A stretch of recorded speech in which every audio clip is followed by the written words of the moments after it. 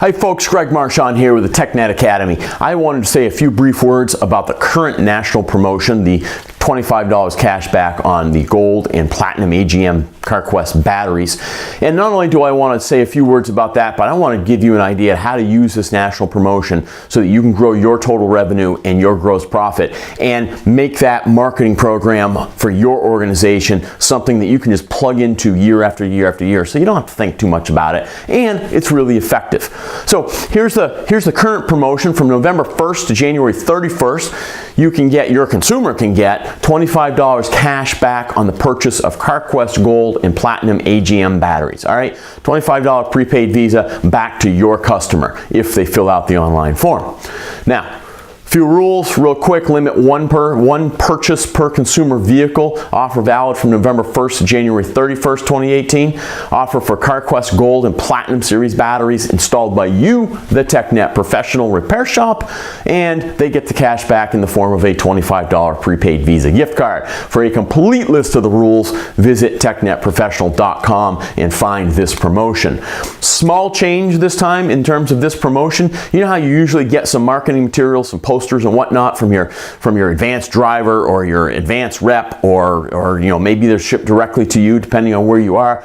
It is not going to be automatically sent this time. So you will not automatically get posters in the mail. Now, if you want the posters, you can still attain them. In the meantime, you can get images for your website and your social media from technetprofessional.com if you follow all the links I'll give you before the end of this quick presentation for the national battery promotion. You follow those links and you'll be able to download these things. If you want the posters, we can get those to you. You just have to order them through the material order section, and we'll show you how to do that in just a second as well. The instructions for all of this are located in this real eye-strained slide that you cannot see. But just trust me, I'll give you the links in just a second, okay? Now, what I want you to do with this, like I wanted you to do with the break special we talked about a while back, is I want you to create a get ready for winter, fall-winter special. All right, many of you do this anyway, so maybe you want to try this and change yours up and see how this works, or use this to coincide with this battery promotion. But create a get ready for winter, fall-winter special. And what I like to include in that is a battery test. Well, that's probably already part of your courtesy inspection, right? If it's not, should be, think about it. A tire inspection, rotation, and alignment. Whoa. More on that in a second. An oil change? Obviously. Wiper blades. Huh, okay. And a courtesy inspection. Now, what does this do? Customers have a awareness of certain things, right? Now, we also have two things in this special that have printouts. Customers have an awareness that before winter, they should probably have the battery looked at. And the battery test equipment these days comes with a test printout. So we can print out a piece of paper from that little computer to show the customer the status of their battery. And the customer looks at that piece of paper and they go, oh wow, the computer says I need a new battery. I must need a new battery. You and I know it's not that simple, but guess what? It's third-party affirmation that I talk about in all these programs, right? That thing that printed out a piece of paper that's not a human, not trying to sell me anything, says that, and it knows more about my battery than I do, says that I need a new battery. Boom. Look, the alignment does the same thing. You can show them an alignment printout. No, most consumers have no idea what those numbers, letters, and colors on that alignment printout are. But that's not the point. They know green is good, red is bad, and we can sell an alignment. So when we do the alignment as part of the special, of course, we can show them the piece of paper, the before and the after. We also have the opportunity to get the wheels off the car and take a look at all the undercar components that are associated with the alignment. So we can possibly grow incremental revenue and gross profit there. Oil changes, of course. That's another easily recognized item that customers know they need. So they know they need a battery. They know cold weather is coming in many parts of the country, so they have an awareness. So the special will connect on that level. They know they need an alignment because alignment protects tires and makes their car go straight down the road. And for us, it can sell undercar components. So they're connected to the alignment as part of this special. So there's two things they have an awareness of. They know they're going to need an oil change. So look, even if it's December or January right now and they're due for an oil change, hey, you know what? I might as well have my battery tested, and I probably need an alignment as rough as these roads are around here. And then when do they think about wiper blades? Only when they absolutely have to have wiper blades, right? When they turn them on and, oh my goodness, I can't see anything. It amazes me the condition of some of the wiper blades out there, right? So we've got 4 touch points here that customers have a very high awareness of. Now, if you can offer this for the right price or as part of the right special, you will drive your customers to your store and you will make more money. All of these bring peace of mind to the customer, and you can save them an additional $25 should they need to purchase a battery during these 3 months of November, December, and January. It gets the wheels off the car, which helps you do a proper inspection and upsell, and then it builds that incremental revenue from those upsells. All right, so think about doing this. Now, you can also get creative with some of your marketing around this special. You can run a social media campaign. Maybe you use a countdown special. So, for instance, on Monday, you do this entire special for $49.95. What? Seriously? $49.95, Greg? Yep, $49.95. Because on Monday, we just want to get people's attention. Now, can they run right down and take advantage of it? Maybe not. But on Tuesday, it goes up incrementally to the point where by Friday, you're going to run this thing for, $199.95. So the hope is we want to get customers in Tuesday, Wednesday, Thursday, and be able to get the wheels off the car, do the inspection, etc., and get them in at the point where the gross profit is there. It's not a price that they go, oh, I can't afford this. They're still excited about the prices, but you start to build some more gross profit. Maybe on Monday you don't make much gross profit, but maybe you sell a battery, maybe you sell tie rods, ball joints, whatever it may be once you get your eyes on the car. All right, so use the countdown special idea to create some urgency. You could also just promote a free battery inspection. Look, you have a slow day this week, put that out there on Twitter. Free battery inspection today only, and just see if you can get some bites. You should always make that battery inspection part of every courtesy inspection though. But hey, look, you know what? You get a really cold day or maybe the first really cold day of the season, throw out free battery inspection. Somebody that morning had some issues or they started to think they might have some issues. All right, so get creative with this. Pay attention to the weather. Use the weather to connect the customer with some of these components on their automobile. Don't just wait for it to happen. Don't wait for them to come in and say, hey, I need this. Go out there and tap them on the shoulder and say, hey, did your car start okay this morning? Yeah, it did this morning, but I don't know about tomorrow morning. Okay? You can promote just an alignment special or just a tire special, but use your social media to take advantage of some of these national promotions. Drive the customers in, take advantage of the weather this time of year, drive the customers in, save them $25, and look, you know what? You sell them a battery, here's what I want you to do. I want you to fill out that online rebate form.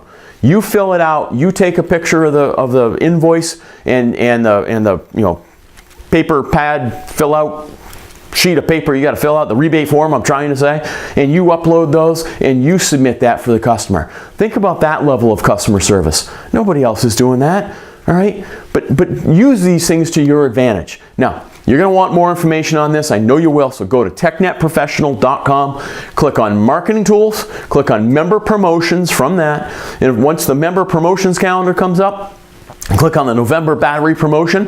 It will link you to the battery promotion page. Once you get to the battery promotion page, then you can link to the instructions to order the point of purchase materials, the posters if you want. You can download the images for your social media campaigns, and you can order the rebate forms, okay, if you don't want to use the online form.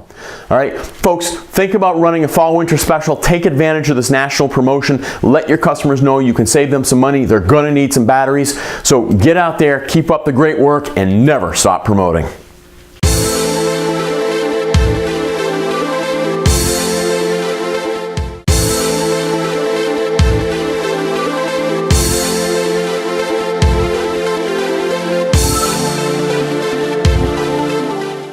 Hi folks, Greg Marchand here. Welcome to another episode of the Virtual Instructor-Led Training Program brought to you by the Service Sales Academy. Now, in this episode, I want to talk to you about the selling process, and we'll start with step one. It's going to be a 5-step process. You've already seen the video, hopefully, on the selling process in general. So let's talk about step one. Listen. Now, here's the whole sales process, right? We're gonna listen. We're going to then present and explain the options. Ask the customer for feedback, ask for the sale, of course, and then manage that customer relationship. You don't have to follow my sales process if you don't want to. If you've got a sales process that works for you, that's fine. I only ask that you take these 5 steps and think about how they fit into your existing sales process, or the sales process that you were taught, or you wanted to learn, or you chose to adapt over these years. Because remember that every step of the sales process has to connect with the customer buying process. The customer buying process is nothing that we're going to influence. Well, I'll take that back. We can influence it, but we're not going to change it. Because the customer buying process is psychology.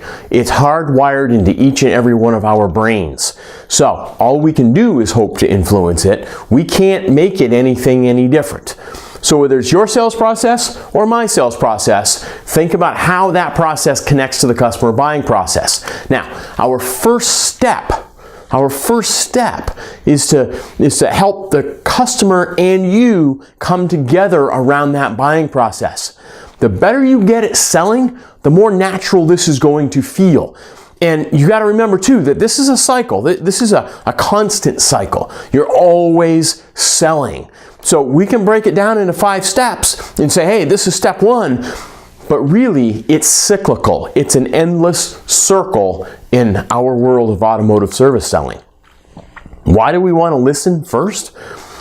Listening connects with a need recognition part of the buying process, which is the first step the customer has to be into in order to be into the buying process, right? They have to have some sort of need recognition and be there at that point of need recognition, or they're not in the buying process.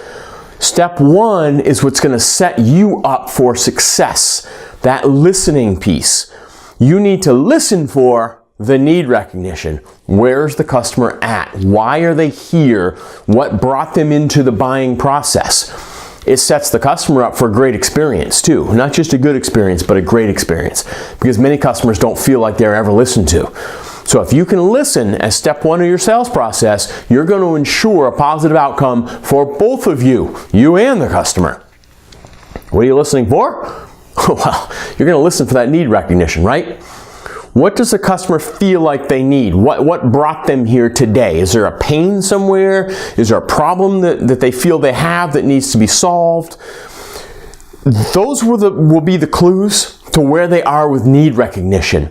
You also want to listen to how the vehicle is being used. Is there something really important to the customer? Some point of leverage, if you will, that you can use during your sales process to bring them back to how what you're presenting and explaining to them is going to solve the pain or provide for the need. Okay? So primarily, if this list is too long for you, I just want you to listen for where that need recognition is. Okay? The reason is, if you can identify where the customer is with need recognition, that's one easy sale. So if you do nothing else other than listen for need recognition, you got an easy sale. Remember though, that this is also what the customer has to feel was addressed at the end of the transaction. So in other words, if they come in with the check engine light on, and they get in their car and the check engine light's still on, but you address something that you and the technician knew were even more serious than the check engine light, what brought them to you, that need recognition, it wasn't resolved. So as that step 1 in your sales process, when you're listening for that need recognition, know that when you find that, it's going to be an easy sale, but also know that whatever the customer is there in front of you with, in terms of need recognition, that's what has to be taken care of during this service transaction. A lot of customers don't feel listened to. And if you can just listen to them as this part of this step, you're going to be set apart from all the other repair shops. Believe it or not, I know it sounds stupid, I know it sounds simple, but folks, we have a bad reputation in the industry for no good reason. Mostly because we're just being foolish about this. We're making it too complicated. Yes, customer satisfaction can be this simple. Listen to your customer. Listen to where they're at with need. Provide for that need. Make them feel listened to. And just that one step, that one little step of your sales process has set you apart from all the other repair shops. Now remember what we say about active listening. I believe we did a whole program on active listening. You're going to make eye contact, you're going to use head nodding, and you're going to use that reflection piece, saying back to the customer what you thought you heard them say to you. This is really important. Again, it's simple, but it really, really works. If you make the eye contact alone helps the customer feel listened to because they feel like you're engaged. Now, this seems to be harder than it should be. And part of it, that problem is that we have those monitors in front of us. We've got those computer systems in front of us. And as a customer is talking, we're typing as we hide down behind that monitor. That's not making eye contact. Make the eye contact and then take your notes. If you have to use a notepad while you're making the eye contact and taking notes, then go ahead and do that. Does it slow down our workflow and our productivity at the service counter? Yes, it does. But you know what? This is more important because this will cost you less time in the future than the time it takes you to write it down and then transfer it to the system. So make sure you make the eye contact. Don't just hide behind that computer terminal. All right, it makes a huge difference. The head nodding thing, I know we've laughed and joked about it in the past, but it does have an actual physical effect and mental effect on the customer. It's a point of engagement. It makes them feel like between the eye contact and the head nodding, yes, you get it, you understand, you're listening to them. Really important. And then the reflection is very useful to both you and the customer. The reflection piece allows you to make sure that you heard them right, but more importantly, make sure that for them that they said it right to you. Hearing it back to them gives them a chance to process it a little bit and realize whether that's what they meant or not. So eye contact, head nodding, and reflection. Use it. Use your listening tools too. We've discussed these in other programs. You've got tools at your service counter that you can use to help the customer feel heard, and you can use to help gather information for determining where the need recognition is at. The customer problem analysis sheet is an extremely useful tool for both you and the technicians, and it's an engagement tool with the customer to make sure that they feel like you're listening to them. You may have some sort of customer information sheet where you're just gathering what's the problem, what's your name, what's your phone number, what's your license plate number, something like that. But use these tools to take your notes, because you can also use these tools to engage the customer. Make sure you get good information for the technician's diagnosis if it's a diagnosis issue. And it helps the customer feel heard. It helps the customer feel like you're listening to them. And it helps to ensure that your process goes as efficiently and as smoothly as possible. And look, you may have another tool, another piece of paper, another device that you use in your repair shop, and that's fine. The point here is that use these tools to listen, because listening sounds simple, and it is simple, but sometimes we don't listen as well as we need to. And it costs us time later on in the process. There's a couple of times in the service maintenance repair process that we can afford to give up 30, 60, 120 seconds because it may save us productivity later on. If I don't get the information right now and the technician can't find the problem, one of two things is going to happen. The technician is going to be at a standstill until I get a hold of the customer again and have another conversation. What did that just cost us in productivity? Maybe hours. Right? Or customer's going to say, cannot verify, gives the car back to you. You say, couldn't find it. And we cost the customer time, plus us time again, because we didn't just charge the customer for that. So taking this 30 seconds, 60 seconds, 120 seconds to use these support tools while listening is going to help your sales process. It's going to help your productivity in the shop, and it's going to help you get to more yeses in terms of getting the repairs from the customers. What I don't want you to do though, while you're listening, please remember this. Listening is not fixing. It's not diagnosing. It's not reassuring the customer. Here's an example. The customer is going to look at you and go, well, what do you think the problem could be? And the worst thing you could do, I've watched it, you've watched it, is have a service advisor look the customer in the eye and go, it's probably just a O2 sensor. We see it all the time. Oh, okay. So you're pretty sure it's an O2 sensor then, because you see it all the time. Well, how much will that cost? Look at the rabbit hole you're headed down. You don't want to fix it on the drive. You don't want to diagnose it on the drive. You don't want to reassure the customer. The best thing you can do to avoid falling into any of these potential traps, what do you think the problem is? How much is it going to cost? How soon will it be done? Is to be perfectly honest with the customer. You know what, Mrs. Smith? I could hazard a guess right now, but it would be a guess and it would probably lead us both awry. Let's let my master diagnostic technician who's going to be working on your automobile tell us both what the problem is. Then I can tell you how much it's going to cost, and I can give you a better idea how soon we can have it fixed. So let's start with figuring out what the problem is so that we all know for sure, and then we can get you a better answer, more accurate answer to the rest of those questions. They'll say, okay. Then you can have the diagnostic cost conversation if you want to. But listening is not fixing, it's not diagnosing, it's not reassuring right now. It's just gathering information. And then if they want answers from you, which most customers do, right? Then we can just say to them, hey, I don't know any more than you do right now. Let's let my master diagnostic folks tell us both. If there's need recognition right at check engine light. My check engine light is on, oh, and I need an oil change, let's say.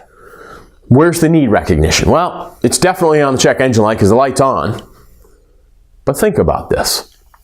The light's on, where is their need recognition really? The recognition is that the light's on, but they need the light off.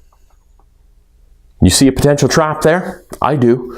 And then we've got need recognition at, I need an oil change. Okay, so if they pay $29.95 or $89.95 or whatever it is for the oil change, and they get oil, filter, and the oil's changed, and maybe the maintenance reminder light is out, great, we satisfied that need recognition. But the check engine light is a different conversation, isn't it?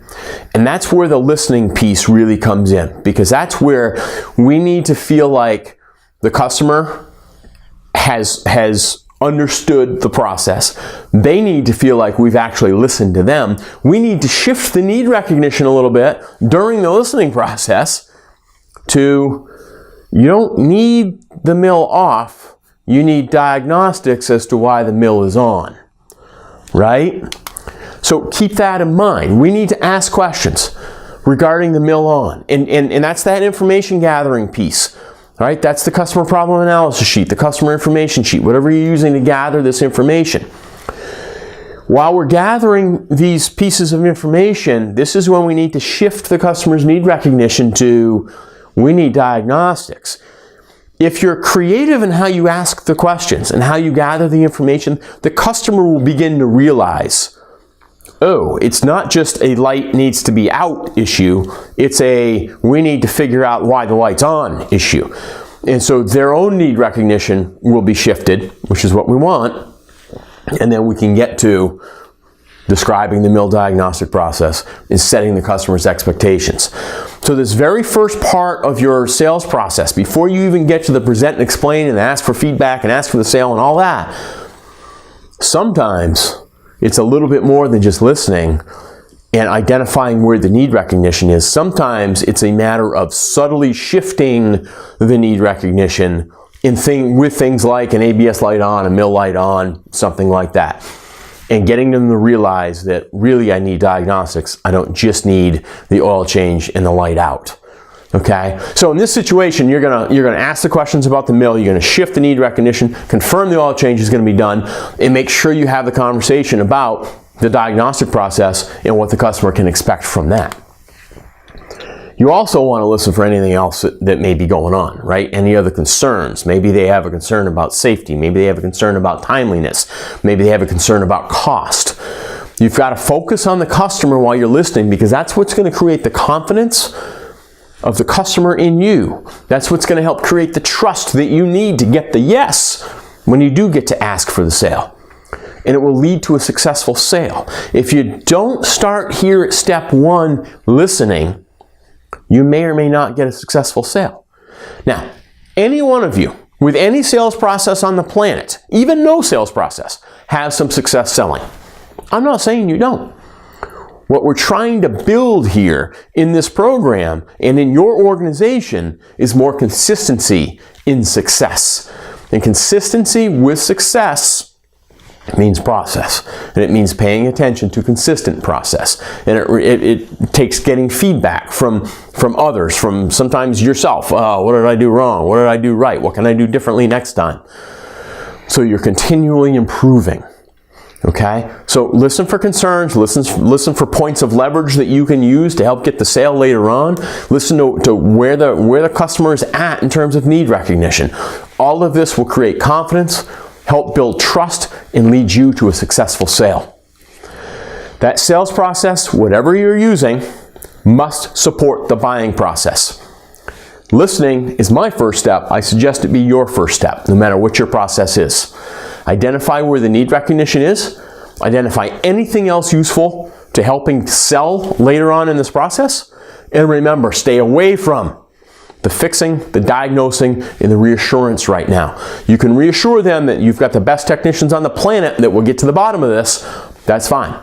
But don't reassure them in terms of cost or timeliness, because you're just going to get led down that rabbit hole. Okay? Folks, work on that first step of the sales process, listening, and until we meet again, keep up the great work and never stop learning.